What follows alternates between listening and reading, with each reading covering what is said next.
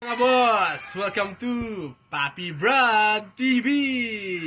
Meron po tayong tanong dito galing sa ating followers. Galing po kay James Mabano. Good day idol, small time breeder ko idol.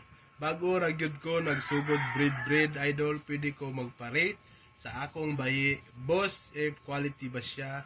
Nya unsay nindot ipares nga laki idol. Unta manotis idol. Okay po, James. Yung nakita ko po sa messenger mo, no, yung manok po pong babae is kanawayon. Parang RRZN nata yun, no? Mas maganda ho, pares mo doon is mga hats like Gilmore's, Blue Face, McLean, kasi para hindi mawala yung palo niya ba, no? Yun kasi yung naririnig ko about RRZN kanawayon ng ating mga kaibigan, mga breeder, yun yung ginagamit nila. Sana po ay makatulong sa iyo, idol. Keep following my video. Sana po ay marami po ako matulungan. Maraming salamat po. Papi Brad TV!